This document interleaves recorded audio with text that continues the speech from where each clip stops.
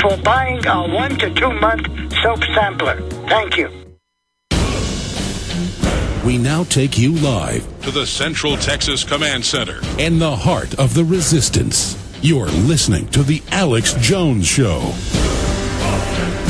When New York Times #1 best-selling authors like John Berendt are writing books about real U.S. government stage terror, you know the system has got a serious, serious problem. And that's what's so amazing about it. 4 years ago, Gary Hart, and we actually have a clip of this in my film Truth Rising, where We Are Change, talked to him.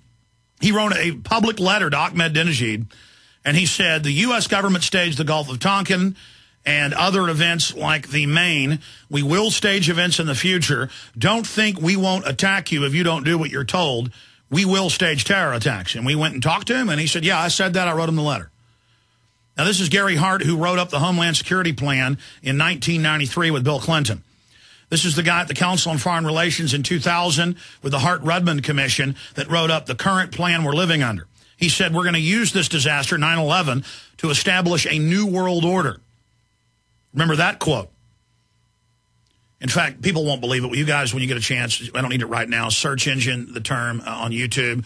It'll be for my films, but it was on C-SPAN. It'll be Gary Hart says use 9/11 for new world order. And it's him sitting at a desk. We need to use this disaster for what the president's father called a new world order.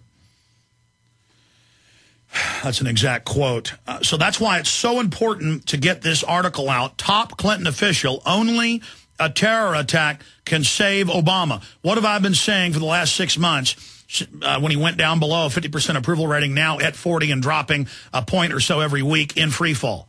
I said only a terror attack. A huge staged war will work. Some other type of natural disaster. We're now seeing that, man-made natural disaster. It's a man-made disaster that's now a disaster in nature, I guess would be the proper way to put it. Environmental disaster, a border disaster. Notice how they tell Arizona, we're not going to let you fix that problem. The thousands of dead. You're the kidnapping capital of the United States now. Over 80 miles of the country off limits to citizens. And Obama told Senator Kyle a month ago, we can't let it get better. We've got to let it collapse so we can have a North American Union, so we can have legalization of the illegals. What did the BAMP Canada meeting 2006, declassified 2007, say? We will use border crises to merge Canada and Mexico into a unified security perimeter around the North American continent from Alaska to the southern border of Mexico with Guatemala. Don't let a good crisis go to waste. This is their methodology. We have their playbook. We know. They think you're so stupid and so pathetic that they will sit there all over the news. I mean, Watson's got a bunch of examples of them in the news saying Obama needs another Oklahoma City or another 9/11 with the thinnest of veiled threats. I described it earlier as thick as a Bible page. I mean, it is see-through. 100%.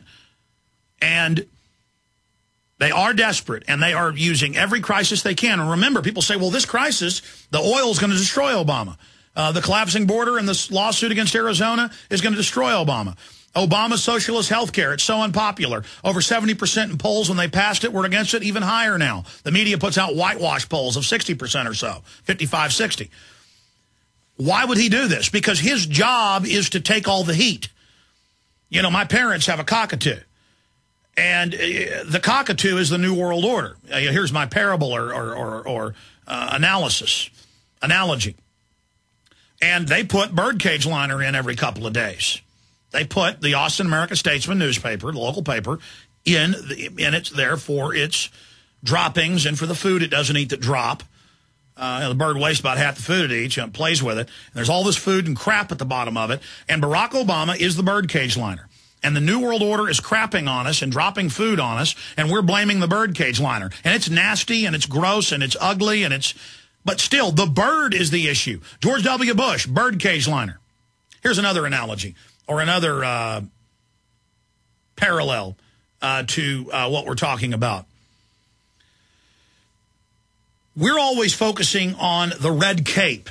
We're the bull. Well, we're smarter than a bull, but we don't act like that. And the matador uses that red And he comes up and throws little darts in the back of the bull to get the bull out of sorts, angry. One dart is the oil spill. Another dart is the imploding economy. Another dart's the open borders. Another dart is socialist health care. Another dart is police refusing to stop criminals now openly. This has always been the policy in the last 100 years. Now it's just public.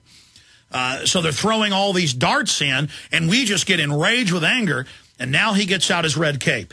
And he likes to toy with us. And so the bull runs by, and he laughs, and roses are thrown to him by the people in the stands around him in Barcelona.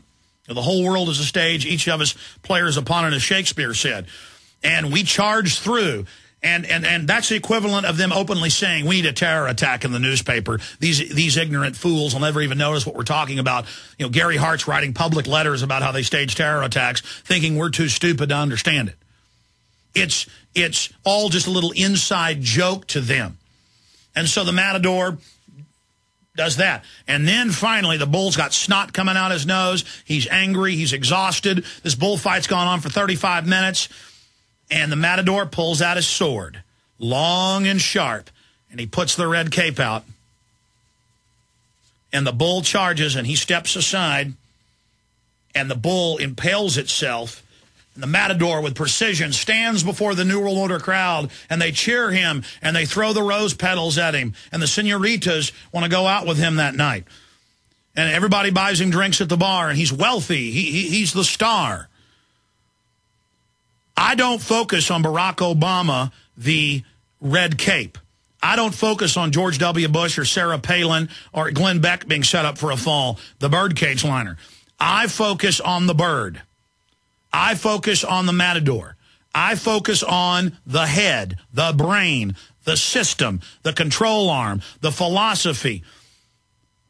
And if we are able to expose this paradigm to people, if we are able to reveal this to the population, if we are able to cause a exponential viral understanding and common sense awakening to these tools that are used and point people at the mountains, encyclopedia on top of encyclopedia of admissions, because the elite, you know, there's tens of thousands of high-level minions that orchestrate this for the few hundred elite, or it's even less, really, if you break it down. Rothkopf, the head of the Kissinger Group, in his best-selling book, called it the superclass of their 6,000 mega managers and less than 100 owners. They can't get away with this if you're aware of them, but they have to communicate with their 6,000 operatives. So it's all out there. It's all there for you if you'll just go pick their playbook up. You know, in the NFL, they guard those playbooks. The globalists think you're so stupid, they leave playbooks laying around all over the place for you. But you're too busy listening to the latest Mel Gibson family spat. You're too busy watching big people fall that you think are big and feeling good about yourself. You're too busy making fun of Lindsay Lohan and feeling powerful when she fails and is human. You're too busy worshiping LeBron James, who has the chosen one tattooed blasphemously on his back, and on a power trip thinking he's a god. Life will guarantee show him that he's just a man. You know, the beginning of wisdom is being humble and realizing we're all just humans. But together, through our species and through doing the right thing, that's what gives us beauty and power and strength and honor, not being a bunch of arrogant, skin-deep fools. So we are at this crossroads right now. And I want to play for you the clip from C-SPAN. This was just a few days after 9/11 with the Hart-Rudman CFR Commission talking about using 9/11 for a new world order. Here it is. There is a chance for the President of the United States to use this disaster to carry out what his father, a phrase his father used, I think, only once, and hasn't been used since, and that is a new world order. New world coming.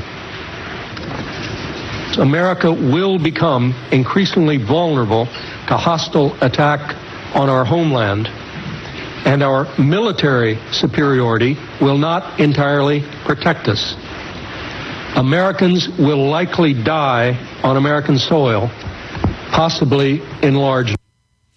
Yeah, that's a clip from Road to Tyranny, the worst res I've ever seen. Somebody put on YouTube. You can see it in high quality in my film, Road to Tyranny, on DVD, 3-hour film breaking down their operations from 2002. And you watch that film today, 8 years later, it's more pertinent today than when I made it because almost everything that we broke down has now come true. See, these films get more powerful with time. They're evergreen. They just keep coming and getting stronger. That's why we're having an exponential effect on the New World Order. There is a... Well, let's play it again, actually, since you... I mean, let's go ahead and play it. Go ahead and play it again. A phrase his father used, I think, only once, and hasn't been used since, and that is a New World Order. New world coming. America will become increasingly vulnerable to hostile attack on our homeland. And right there, he's reading from a Council on Foreign Relations report they'd written a year ago, a year before 9/11, about how there were going to be huge terror attacks and life would change forever. And within 15 minutes of the attacks on CNN, Fox, CBS, NBC, ABC, all channels, they had globalists with the same talking point. Our life has changed. The New World Order is here. You're going to have to give your rights up. We're going to